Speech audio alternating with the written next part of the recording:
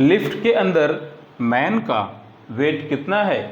बच्चों हमारे पास में एक क्वेश्चन है जिसमें एक मैन एक लिफ्ट के अंदर खड़ा है और मैन का मास 80 kg है। ये लिफ्ट अपवर्ड डायरेक्शन में एक्सेलरेट हो रही है विद कांस्टेंट एक्सेलरेशन 5 मीटर पर सेकेंड स्क्वायर। हमसे क्वेश्चन किया जा रहा है कि बताओ मैन का वेट लिफ्ट के अंदर कितना होगा। वैसे बाय द वे वेट क्या होता है आप सभी को पता होना चाहिए। वेट एक्चुअली एक रिएक्शन होता है। जब भी हम किसी सरफेस पर खड़े होते हैं तो उस सरफेस पर अगर देखा जाए तो हम ग्रेविटी की वजह से एक फोर्स अप्लाई करते हैं डाउनवर्ड डायरेक्शन में। और ध्यान से देखना, इस फोर्स को बैलेंस करने के लिए सरफेस क्या करता है, अपवर्ड डायरेक्शन में एक फोर्स अप्लाई करता है जिसे कहते हैं रिएक्शन। और वही रिएक्शन हमारा वेट डिसाइड करता है। अगर रिएक्शन ज़ीरो हो जाए तो हमारा वेट भी ज़ीरो हो जाएगा। हमारे अंदर मास तो रहेगा वही सेम, लेकिन वेट ज़ीरो हो जाएगा। देखो ज़रा ध्यान से, इस केस में हो क्या रहा है, अभी ये जो लिफ्ट है ये अपवर्ड डायरेक्शन में जा रही है ना। ये लिफ्ट अपवर्ड डायरेक्शन में जा रही है तो इस मैन का जो वेट होगा कुछ बढ़ेगा। क्यों बढ़ेगा अभी आप देखोगे।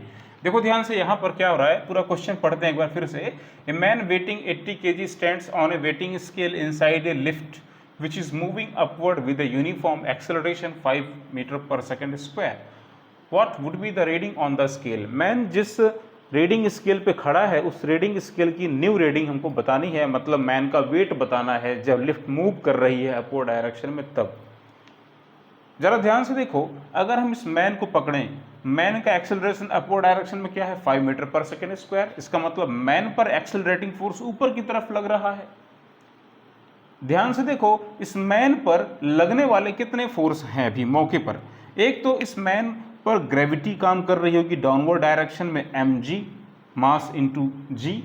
और बदले में क्या होगा, ये जिस सरफेस पर खड़ा होगा लिफ्ट के भीतर, लिफ्ट की जो फ्लोर होगी ये अपवर्ड डायरेक्शन में एक रिएक्शन लगा रही होगी। मान लेते हैं ये रिएक्शन आर है।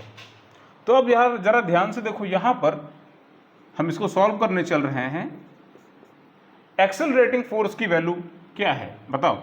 एक्सेलरेटिंग फोर्स बहुत कम मैं लिखूंगा, accelerating force on man inside the lift.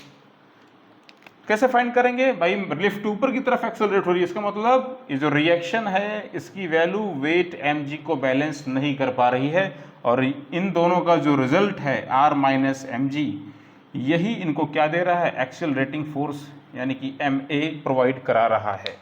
तो बस सिंपल सी बात है। ज़रा मुझे बताओ अभी r की वैल्यू क्या हो जाएगी, तो ये वैल्यू हो जाएगी mg प्लस ma। आप देख ही पा रहे हो, यानी कि m times of g plus a, देख रहे हो। और यही रिएक्शन क्या होगा, मैन का वेट होगा। याद रखेंगे, यही रिएक्शन मैन का वेट हो जाएगा उस टाइम पर।